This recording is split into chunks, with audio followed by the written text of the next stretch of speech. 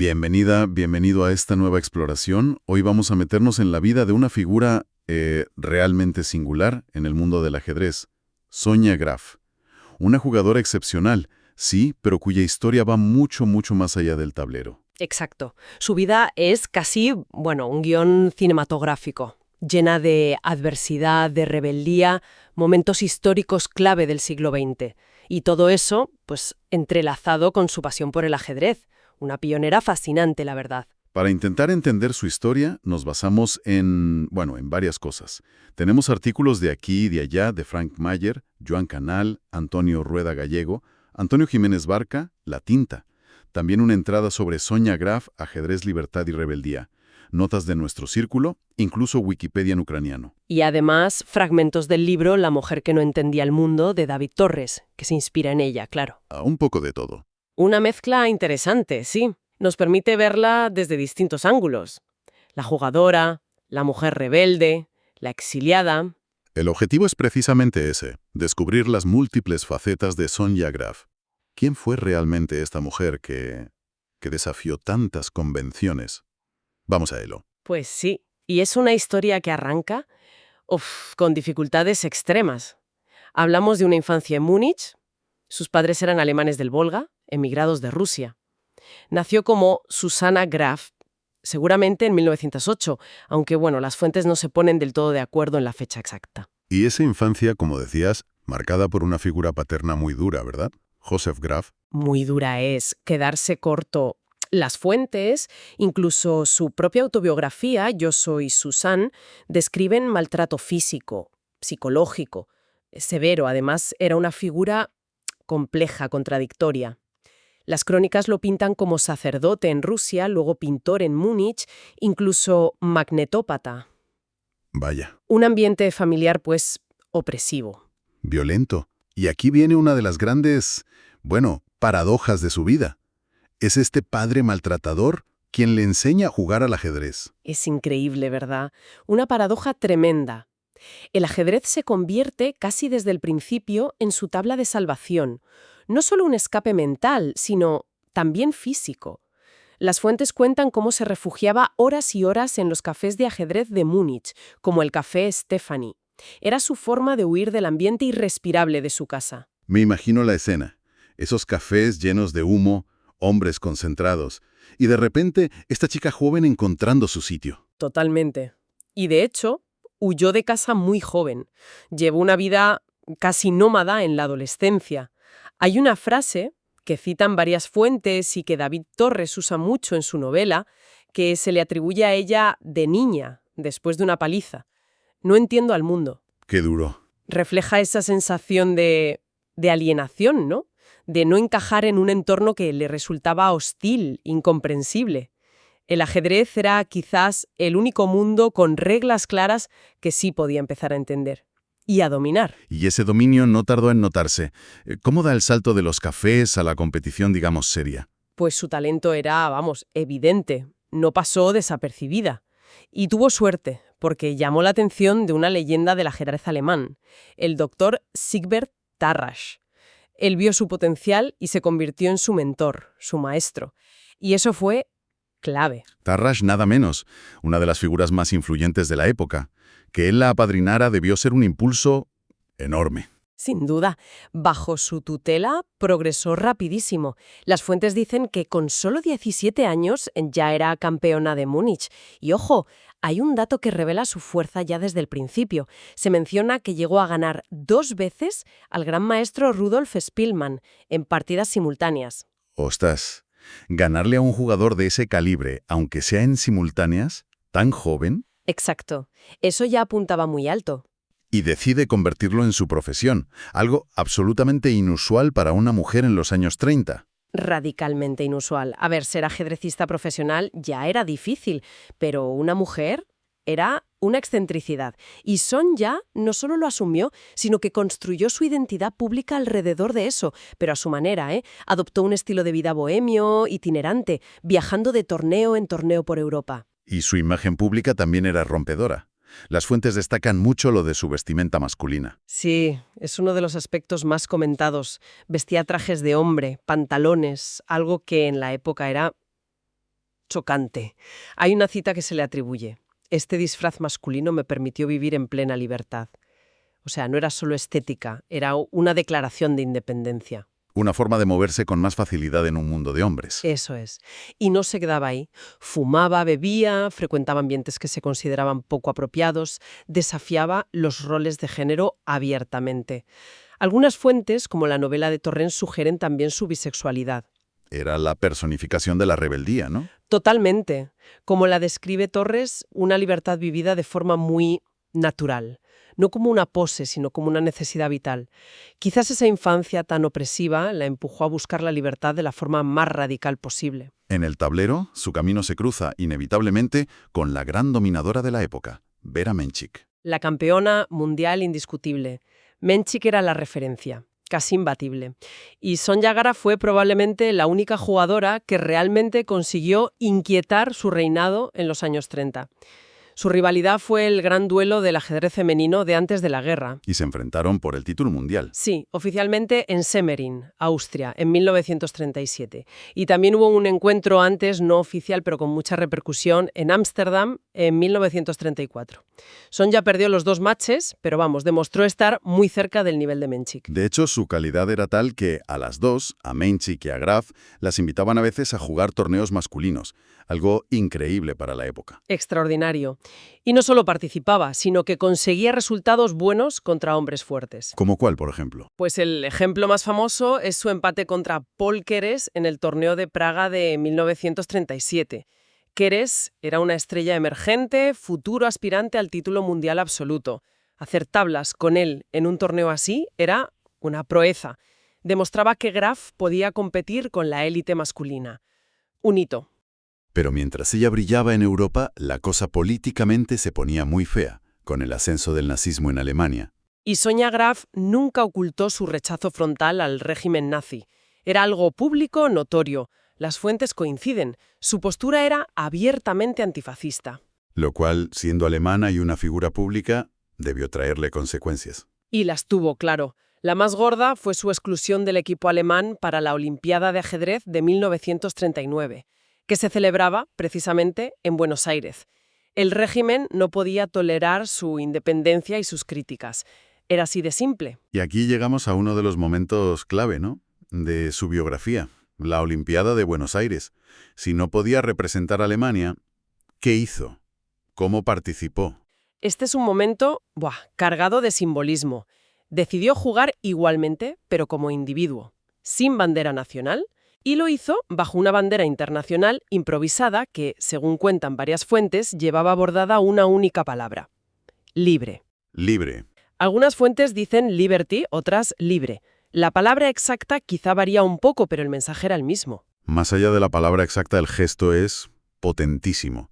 En vísperas de la Segunda Guerra Mundial, en un evento internacional, jugar bajo la bandera de la libertad. Un acto de desafío extraordinario. Hay que pensar en el contexto, ¿eh? La tensión era máxima. Y durante el propio torneo, Alemania invadió Polonia. Empezó la guerra. Madre mía. La confusión, el miedo entre los jugadores europeos debió ser tremendo. Y en medio de todo eso, Sonia Graf compitiendo bajo el lema libre. Es una imagen muy poderosa de su carácter, desde luego. En lo deportivo, en ese torneo volvió a quedar segunda, detrás de Menchik otra vez. Sí, la eterna rivalidad. Y parece que esa derrota en Buenos Aires le dolió especialmente. Hay citas que se le atribuyen recordando una partida crucial contra Menchik que perdió desde una posición que ella veía ganada. Habla de haber encontrado 3 jugadas dudosas o, en otras versiones más crudas, los 3 movimientos más estúpidos de su carrera. Uf, qué frustración. Refleja eso, la frustración de sentir que el título se le escapó por errores propios en un momento tan cargado de significado. El estallido de la guerra sorprendió a muchos ajedrecistas europeos en Buenos Aires, incluida Sonia. Y como otros, pues decidió no volver a Europa. Correcto, se exilió en Argentila. Y no fue un exilio pasivo, ¿eh?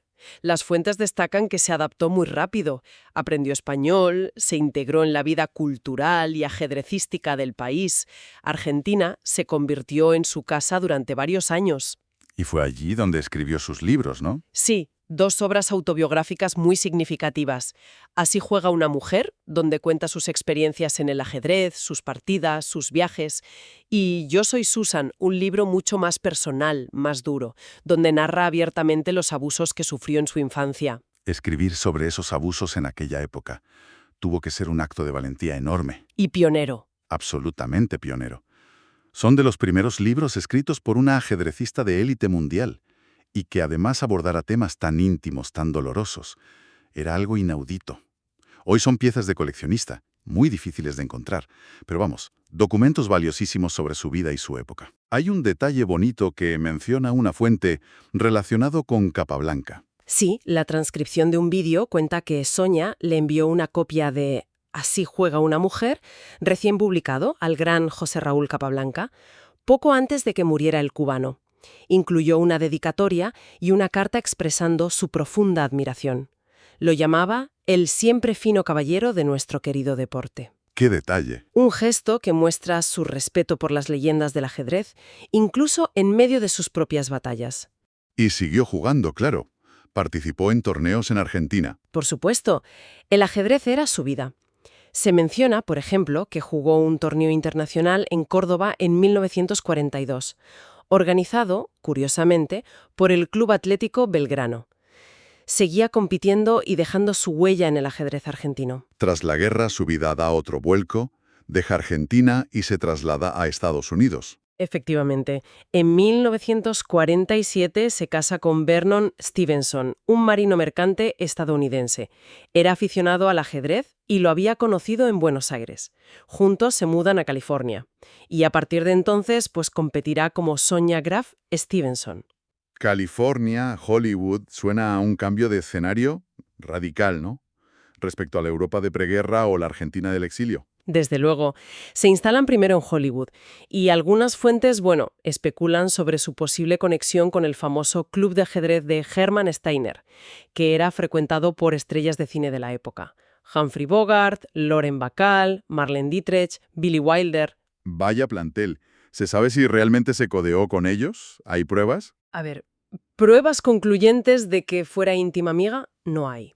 Pero es plausible que frecuentara el club o al menos el ambiente ajedrecístico de Los Ángeles, donde esta gente también se movía. Bogart, por ejemplo, era un jugador bastante serio. Son detalles que le añaden una capa casi novelesca a su biografía, ¿no? Ese posible cruce entre la rebeldia ajedrecista europea y el glamour de Hollywood. Tras la mudanza a Estados Unidos y el matrimonio, se toma un respiro de la competición. Sí, se retira un tiempo para dedicarse a criar a su hijo Alexander. Pero bueno, la pasión por el ajedrez seguía ahí, latente. Y regresó.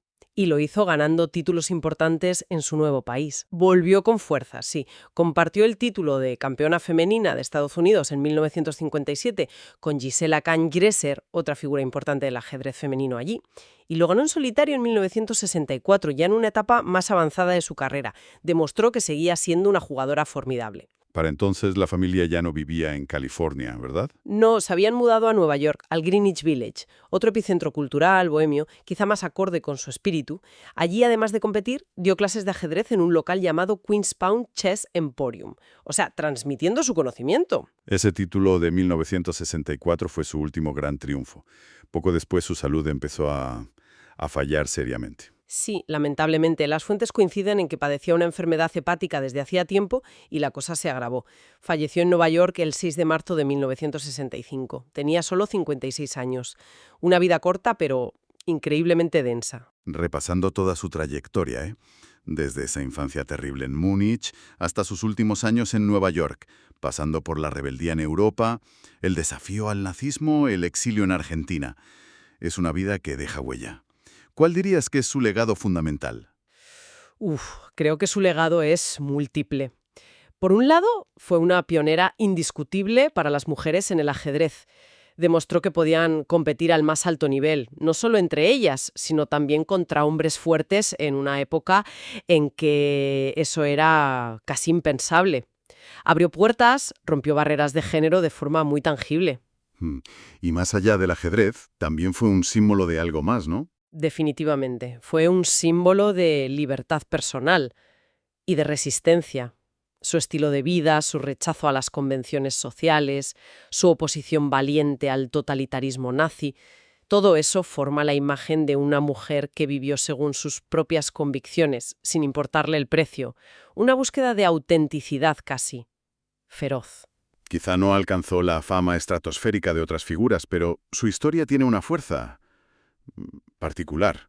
Es posible, sí, que no tenga el reconocimiento masivo de Menshik o de las campeonas soviéticas que vinieron después, pero su historia resuena de una manera especial.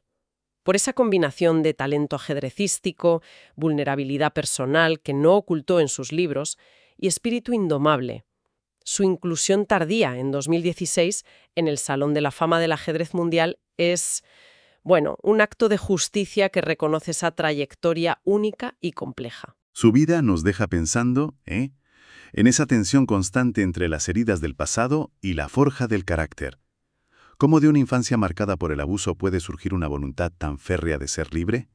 Y nos plantea una reflexión interesante sobre el propio ajedrez de élite. ¿En qué sentido? Sonja vivió su vida buscando esa libertad individual por encima de todo. Pero el ajedrez de alta competición exige una disciplina casi monacal, ¿no? Una dedicación absoluta, sacrificar muchas otras cosas. Entonces, ¿hasta qué punto son compatibles esa búsqueda radical de libertad personal y las exigencias extremas para llegar a ser la número 1 indiscutible? Ella llegó altísimo, fue subcampeona mundial. Pero quizás esa tensión interna fue una constante en su carrera, no sé. Es algo para darle una vuelta. Una pregunta que queda ahí, flotando. Su historia sin duda invita a reflexionar sobre la libertad, la rebeldía y el precio de ser fiel a uno mismo, dentro y fuera de las 64 casillas. Gracias por acompañarnos en esta exploración de la intensa vida de Sonia Graf. Hasta la próxima.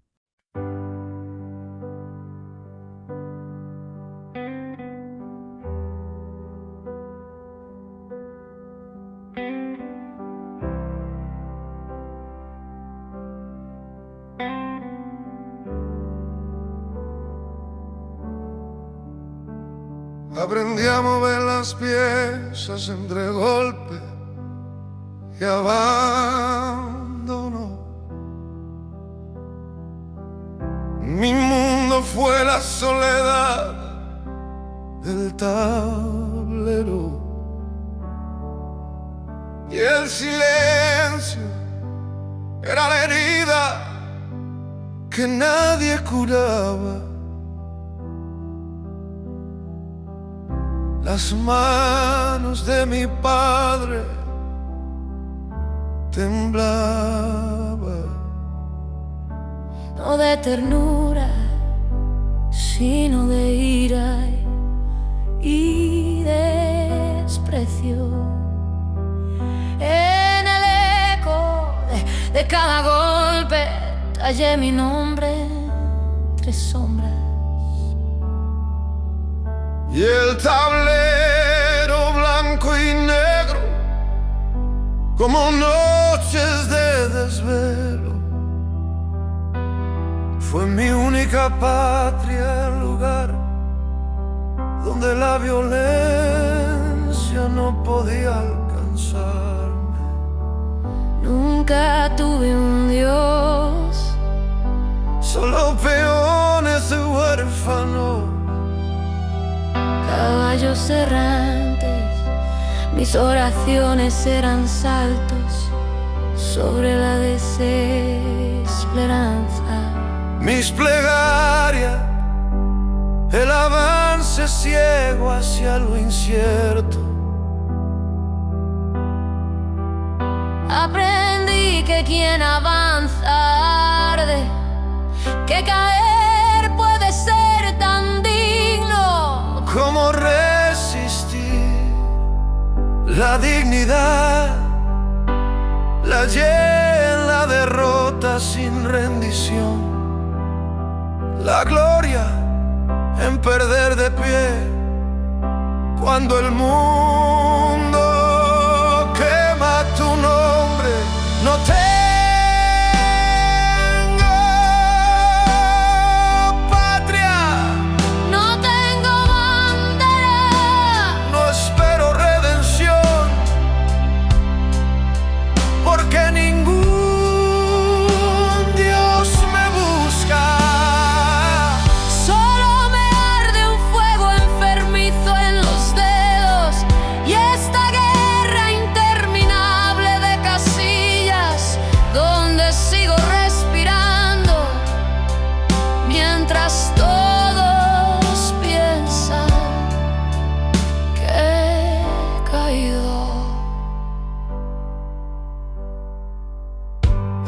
encerrado en sótanos de humo y olvido,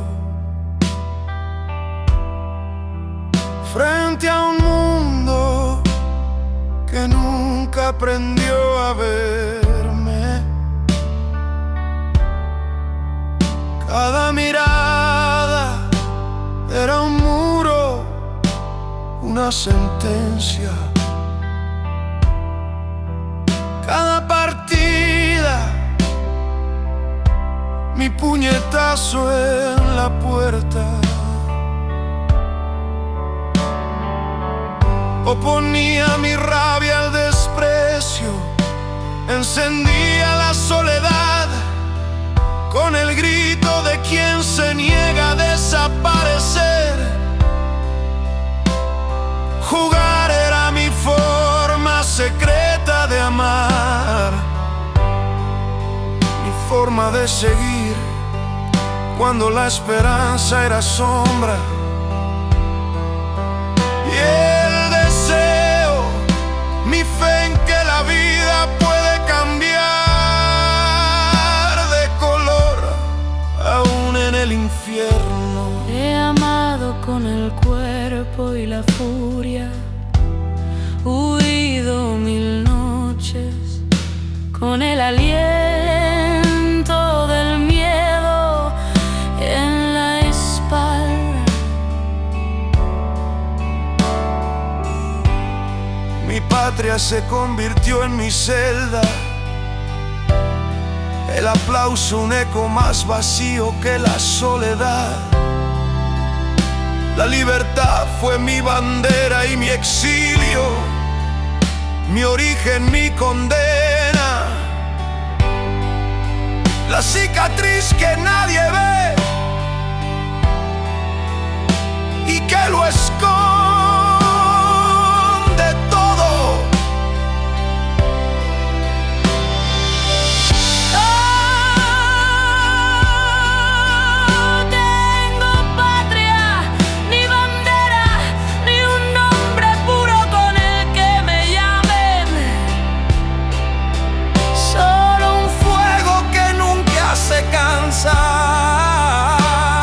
La pieza que avanza aunque el tablero sangra, mientras el mundo olvida Que también fui tempestad. Estoy sola, pero mi soledad ruge. He vivido partida a partida en guerra con el destino. He amado cuerpos imposibles y he caído tantas veces que la derrota ya es mi hermana y el dolor mi lección infinita. Si la historia me borra, que el eco diga que fui tormenta y pasión, que fui mujer fuera del tiempo y que moví la vida siempre. Incluso al borde del abismo, hasta mi último aliento. siempre.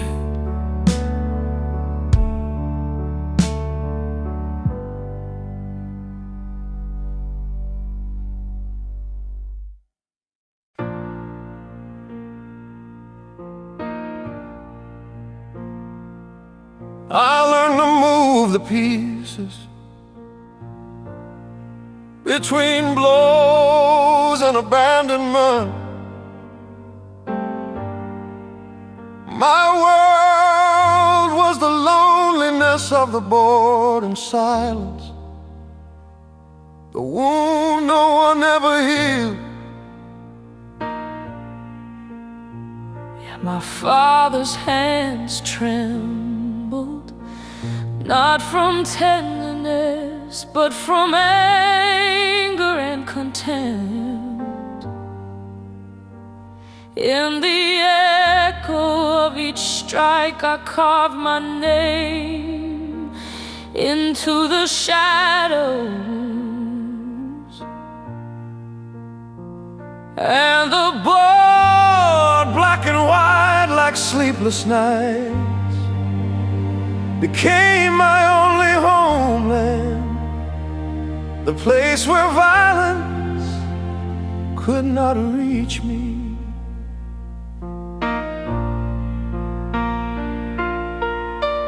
I never had a God, only orphaned pawns or wandering nights.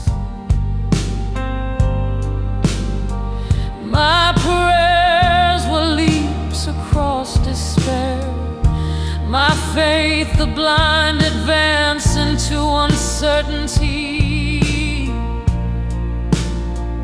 I learned that those who move forward burn, that falling can be as noble as resisting. I found dignity in defeat without surrender, and glory in losing while standing. When the world sets fire to your name, I have no homeland, no flag, I expect no redemption. No God is looking for me, only a feverish fire burns within my fingers, and this endless war of squares where I keep breathing while everyone thinks I've fallen. I have played in basements of smoke and forgetting before a world that never learned to see me. Every glance was a wall, a sentence, every match my fist against the door.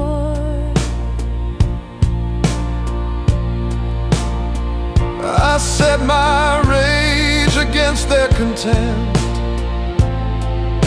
lit my loneliness with the cry of one who refuses to disappear. Playing was my secret way of loving, my way of continuing. When hope was shadow and desire my fate, that life can still change its color, even in hell.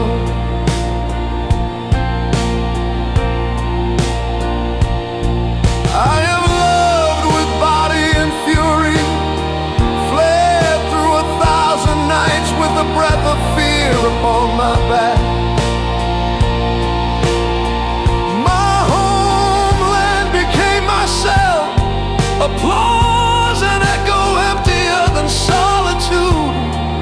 Freedom was my flag and my exile, my origin, my sentence, the scar no one sees, hiding everything.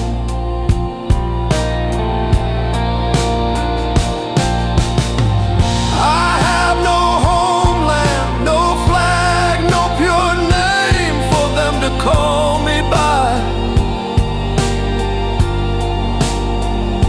Only a fire that never tires, the peace that moves on even as the board bleeds, while the world forgets that I too was a storm. I am alone,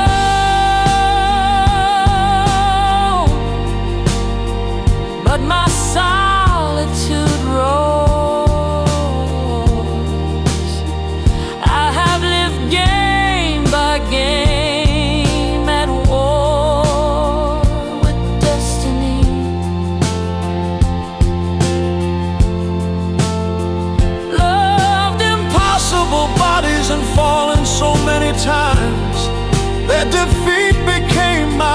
sister in pain, my endless lesson. And if history erases me, let the echo say I was storm and passion, that I was a woman out of time, and that I moved life itself, always, even at the edge of the abyss.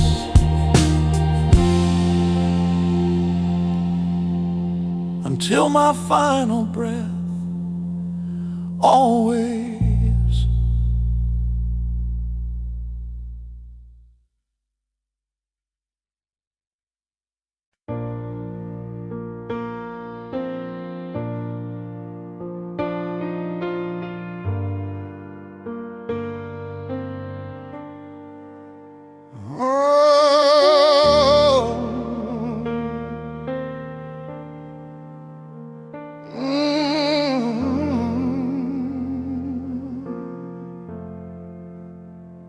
Ich lernte die Figuren zu bewegen, zwischen Schlägen und Verlassenheit. Meine Welt war die Einsamkeit des Brettes und das Schweigen, die Wunde, die niemand heilte. Hände meines Vaters zitterten, nicht vor Zärtlichkeit, sondern vor Zorn und Verachtung.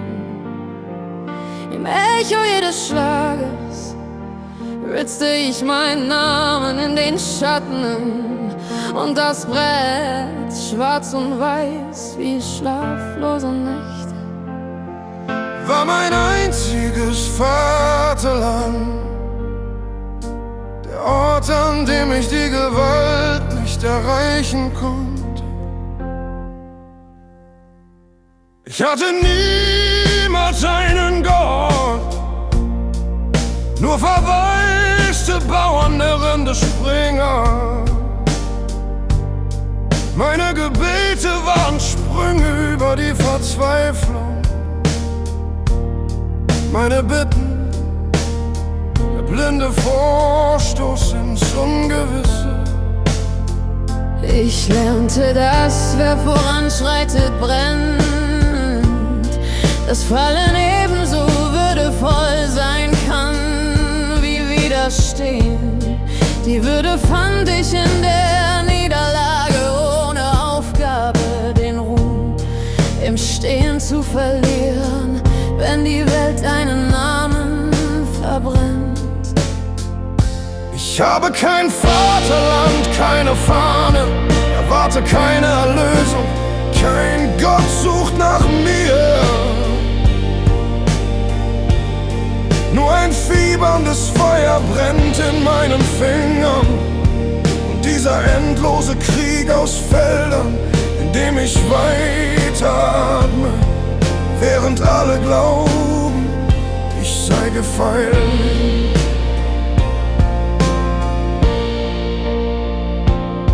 Ich habe in Kellern aus Rauch und Vergessen gespielt, gegen eine Welt, die niemals lernte, mich zu sehen.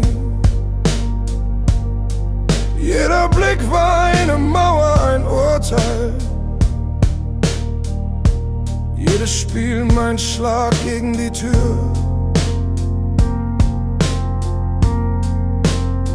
Ich stellte meinen Zorn der Verachtung entgegen, entzündete die Einsamkeit mit dem Schrei dessen, der sich weigert zu verschwinden. Das Spiel war meine geheime Art zu lieben, meine Art weiterzugehen. Als die Hoffnung Schaden war und das Verlangen mein Glaube, dass das Leben selbst in der Hölle seine Farbe ändern kann. Ich habe Körper und Wut geliebt,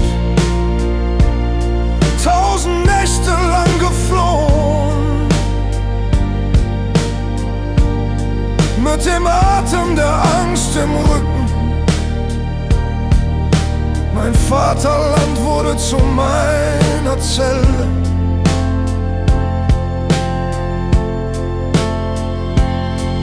Der Applaus ein Echo, leerer als die Einsamkeit. Die Freiheit war meine Fahne und mein Exil. Mein Ursprung, meine Verdammnis, die Narbe, die niemand sieht und alles verbirgt. Ich habe kein Vaterland, keine Fahne, keinen reinen Namen, mit dem man mich ruft. Nur ein Feuer, das niemals müde wird. Die Figur, die voranschreitet, auch wenn das Brett blutet. Während die Welt vergisst, dass auch ich ein Sturm war.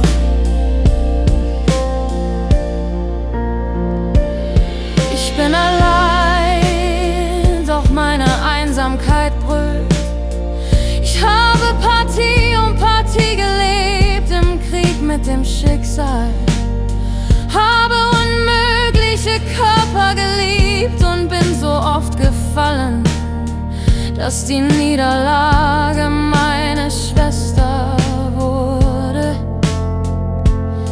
Und der Schmerz meine unendliche Lektion.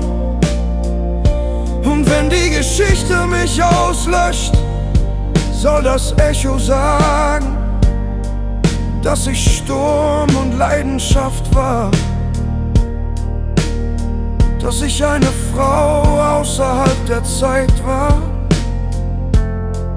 und dass sich das Leben bewegte, immer, selbst am Rand des Abgrunds, bis zu meinem letzten Atemzug, immer.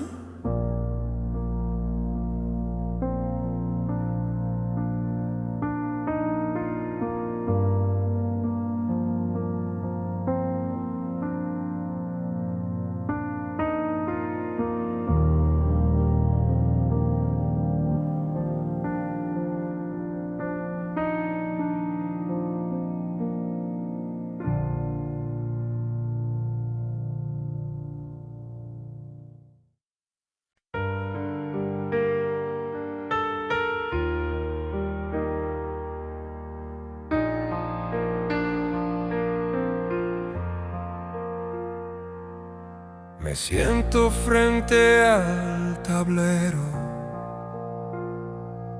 como quien mira su vida al revés. Tantas piezas se fueron cayendo, tantos nombres borró el ajedrez. Ya no pesa la infancia ni el frío, ni el desprecio de quien no quiso ver. Solo quedan mis manos cansadas y un temblor que no quiere ceder. Luché sin patria, sin bandera, solo con hambre de ser. Me llamaron loca por no poderme entender,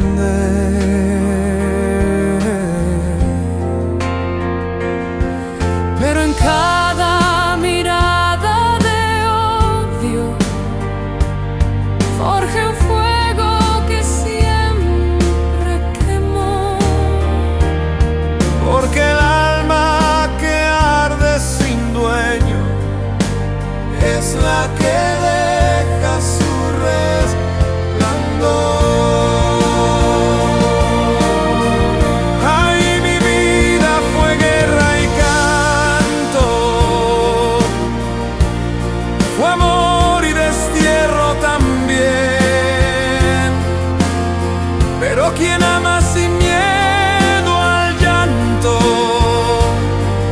lleva el mundo dentro de su piel. Yo no pido cielo ni gloria, Solo que alguien me llegue a entender. y aunque mi nombre se diga en voz baja, Que tu alma no deje de creer.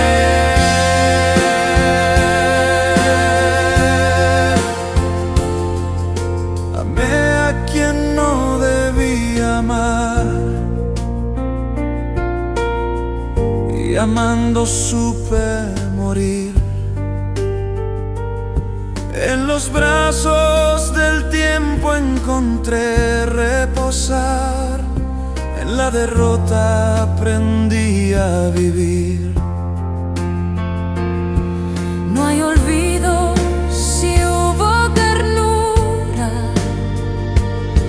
ni perdón sin algo que arder. Y aunque el mundo me cerró sus puertas, yo seguí jugando de pie.